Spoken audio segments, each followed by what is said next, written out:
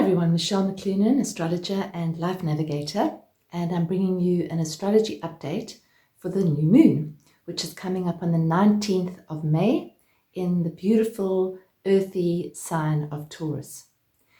Now, new moons are always a time to plant new seeds for the next lunar cycle, and this one is following close on the heels of the eclipse season, which we've all been through, which has been very intense for many people. It certainly brought things to the surface in a big way on all fronts, globally and personally. So this energy that we have with this new moon is a little gentler.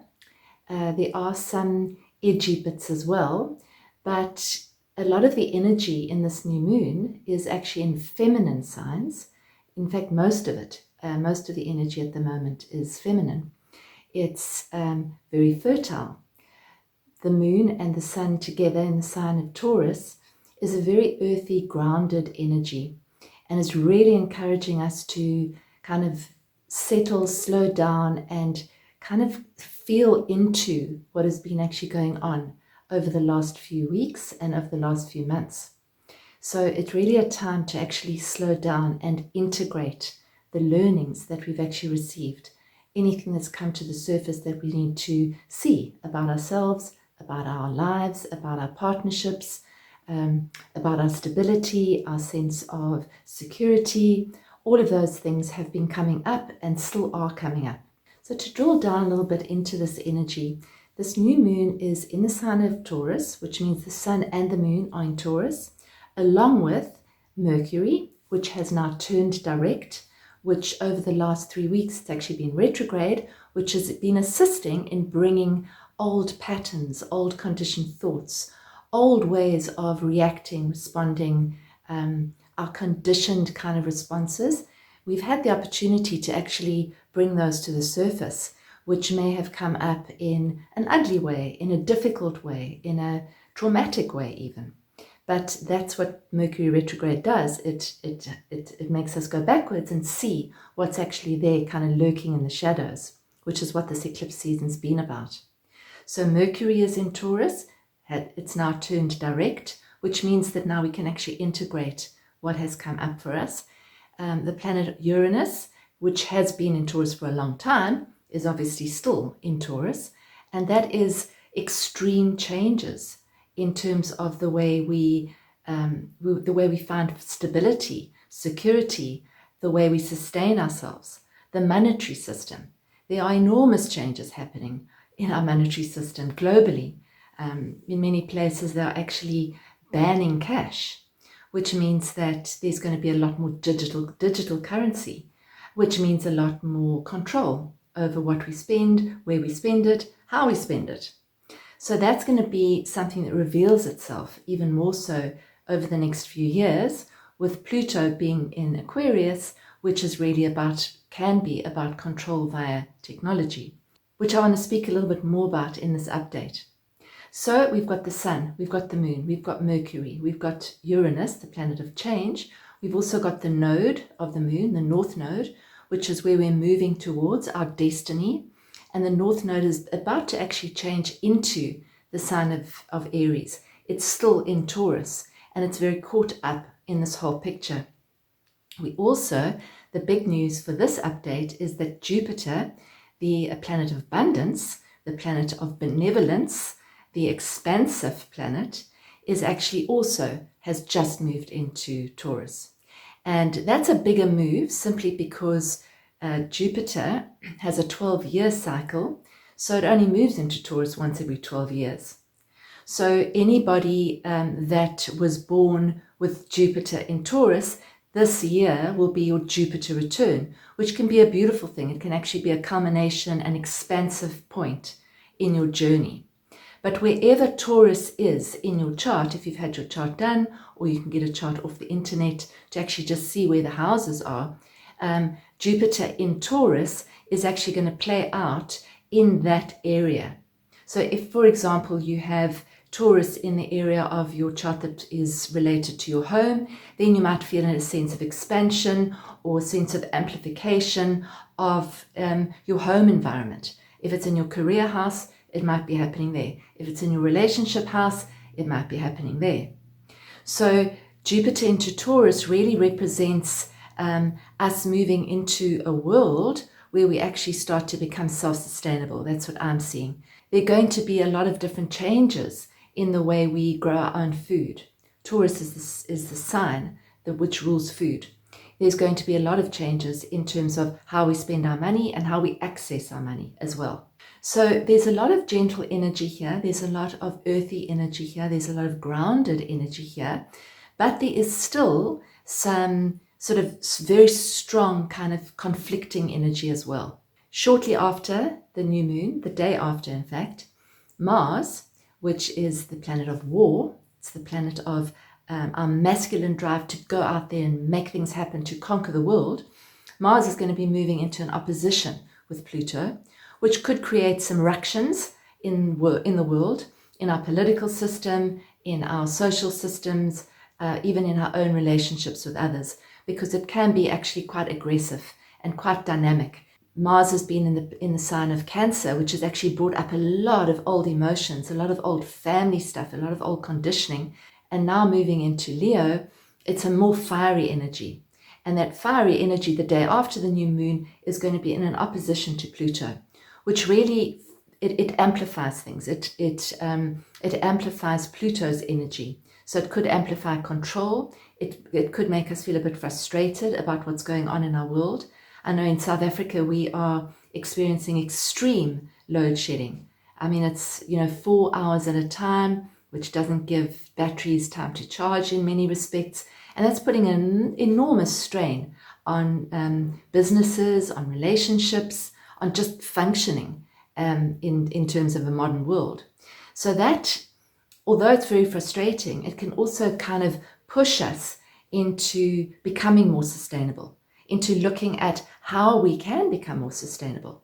And we might be feeling it in a big way in South Africa because of the issues that we have with our power supply, but it's happening all over the world, where we are being pushed into a situation where we need to become more sustainable, both physically and spiritually, emotionally. So these changes are not necessarily to make us suffer. They're not to make us suffer. They're all here to actually help us to grow into our true value, into our true worth, into our true strength. And this new moon is very clearly saying, where do we find our strength? Where do we find our value? Where do we find our courage? Taurus is very connected to courage, but courage comes from the heart. Courage doesn't come from creating war or pushing against something. It actually comes from opening and standing firm in our true power. That's where courage actually comes from. And that's what this new moon is showing us.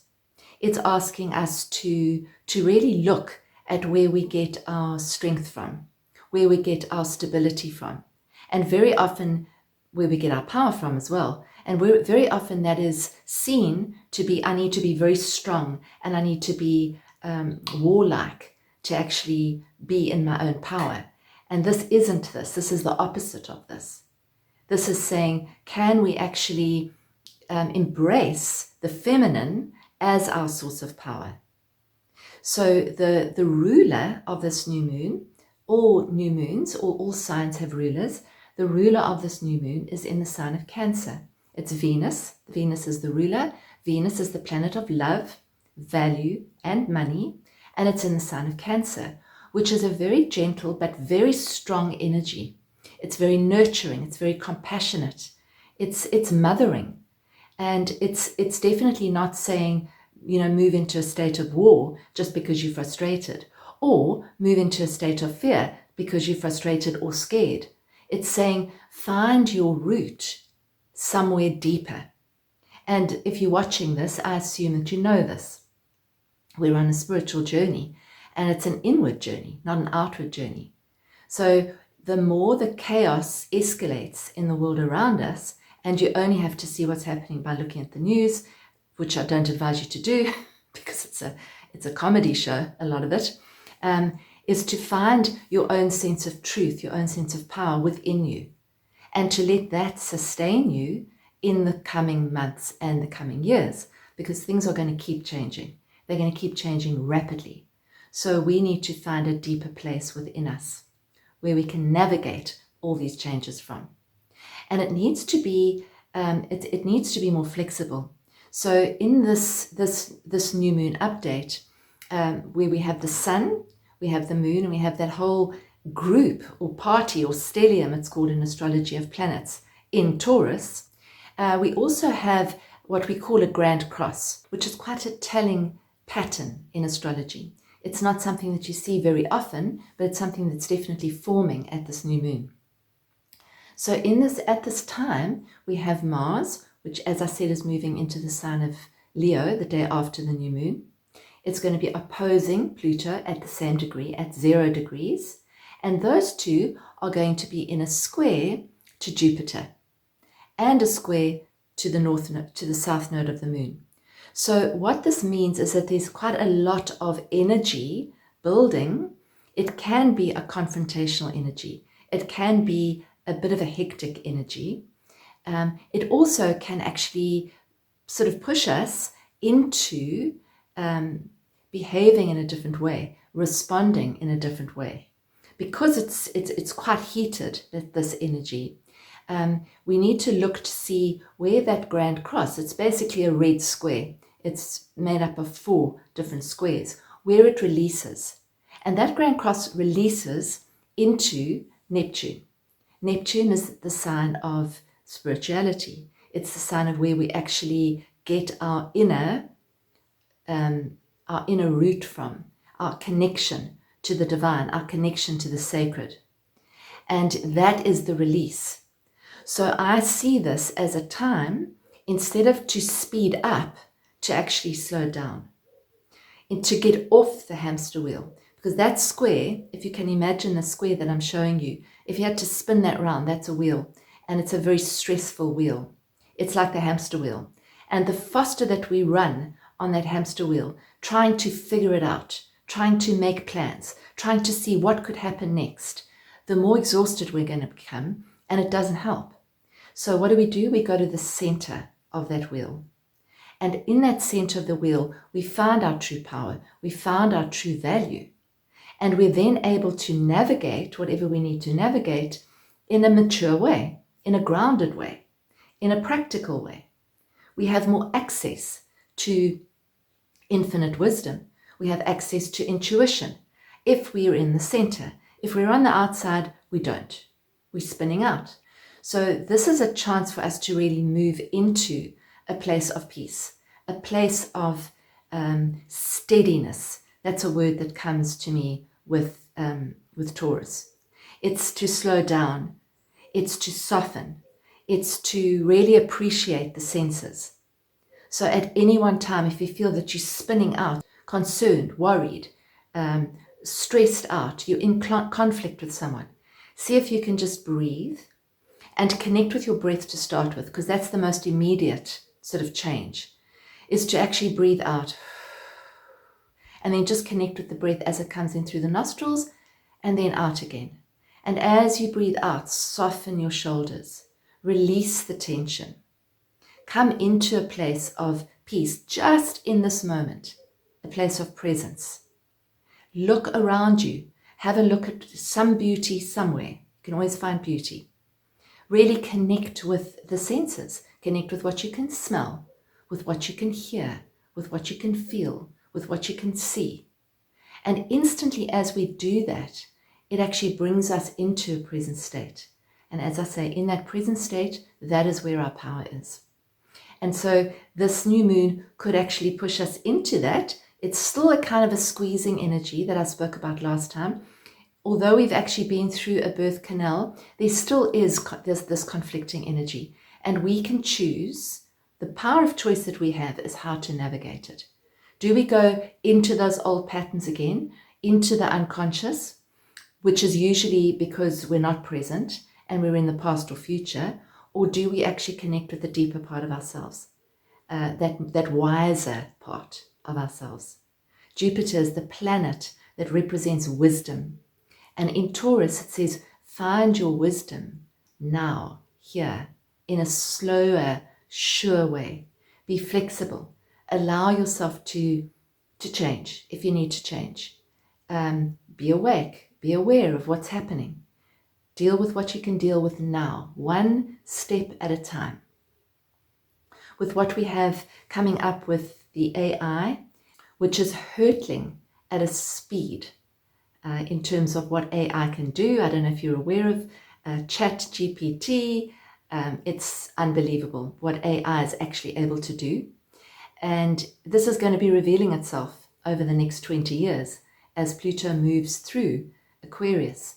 And I have said it before, I'm going to say it again, that over the next few months and years, we're going to be asking ourselves over and over again, what does it mean to be human? How do we actually engage? How can we celebrate our personhood, our people around us, the earth? And we're going to have to do it in a different way to what we've been doing. We're going to have to be very cognizant of how we can actually stay centered in this very rapidly changing techno world. And what do we do? How do we do that? Well, one of them is grounding. One of them is spending time in nature, without doubt. Nature is at the vibration that we need to connect with. So if you feel yourself spinning out, spend time in nature. Go for a walk. Sit outside in the sun. Let the sun infuse into you. Smell the smells. Feel the feelings of nature. Allow nature to speak to you. Nature's always communicating with us. So that's my suggestion for this new moon. It's beautiful, it's gentle, and it can be challenging as well. But just remember, the center lies within you. It's not out there, it's inside. I did pull a card. The card I pulled is Catherine Laboure. I think that's how you say it. It looks French. And she was the patroness of miraculous healing. And her message is, I am ready to heal. I am worthy of the miracles meant for me. And it sounds to me very Taurus, because worthiness has got a lot to do with Taurus. So what she does is she embodies our capacity to facilitate our own healing. And when the soul selects this card, it says, it can feel effortless to ask for what loved ones need. We can fall on our knees at times to pray for the health and highest possible outcome for our beloved children and partners and friends. What's far more difficult often is asking for what we need. For many of us, lack of self-worth can get in the way of realizing that we can ask for so much more. And ultimately, there is no difference between praying for our own needs and the needs of our loved ones. There are so many miracles, graces, and blessings that don't simply arrive because we don't ask for them. Spirit is ethical. Spirit doesn't interfere with our intrinsic right to choose our own adventure story. Free will is ours, so we have to ask for Spirit to intervene in the effort of our own healing. Ask and you will find. This is a spiritual truth. And also, suffering is optional. I know John, my partner, has just written a newsletter on suffering is optional, so it's interesting. It's the second time this has come up in one day. Suffering does not glorify us or make us more holy. And for me, I see suffering as worry and concern and fear. It doesn't make us bigger. It doesn't make us more powerful. But if we feel that we've got our security from that in the past, then we might feel conditioned to go into that state of suffering. And it is actually a choice. So suffering does not glorify us or make us more holy. At any point, we can ask for the highest possible good to shower down on us. We can ask to be healed in ways that we couldn't even imagine by handing that healing over to the divine. And I'm saying hand the healing over and then do what you need to do. Show up, create, sustain yourself, look at what you can do in this moment to make yourself feel better, to make yourself feel more stable, look at the practical issues of life, and then hand over the rest, because it's not all in our control. The healing might not arrive in the way we picture being healed. Our lower back may still throb with pain. Our heart has shifted though, and there's a miraculous amount of light within our lives again. If we can hand over an attachment to what healing is going to look like, we can receive all the blessings waiting for us. So the way into healing, healing being wholeness, is surrender. It's not attachment. It's the release out of that grand cross, which is into Neptune, which is into surrender. So I believe that through this time, it's to see the worries, to see the concerns, to do what you do in the moment, to deal with them if there's something to do, and then to surrender the rest. I had a session with someone yesterday who said she finds herself saying, I don't know, a lot. And I think that's true for a lot of people. I don't know. Maybe we don't have to know. Maybe we just have to be here now, do what we need to do in this moment, and allow the rest to unfold, because it doesn't help to be holding on like this. It shuts down the flow. So I think this card is absolutely perfect for us this month. She asks, what can I ask for help in healing? So this is from the pack The Divine Feminine by Megan Watterson. Brilliant pack of cards. It's really very, very in line with what's going on now, and the wisdom in these cards is just beautiful. So just remember, it's a new moon to show kindness to yourself and others, to soften, to show compassion, to show nurturing, to be nurturing, to connect with the compassion for yourself as well. Everybody's moving through something.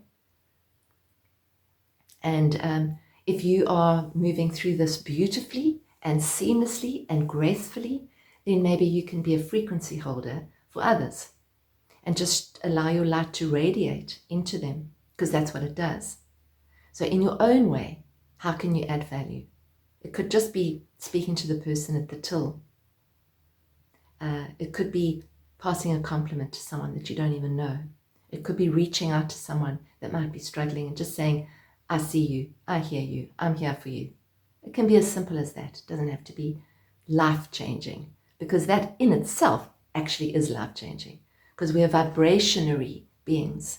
And in the next few years, we're going to discover how true that is. It's all about vibration and frequency. So what frequency are we choosing to hold? Yes, there's chaos. Yes, there's concern. Yes, there's discomfort. But we don't have to go into suffering. That's a choice. And maybe that's been shown to you over the eclipse season. And if it has, that's fine. It's just another step in the evolution of our souls. So I hope that has helped you. I hope it's given you a little bit of guidance. If you liked this update, please would you subscribe? That really helps me to get the message out. And hit the notification button, which will mean that you'll get updates when I do my updates every 2 weeks. My partner John and I are running a retreat at the Buddhist Retreat Center from the 2nd to the 6th of May, and all the details are in the link below.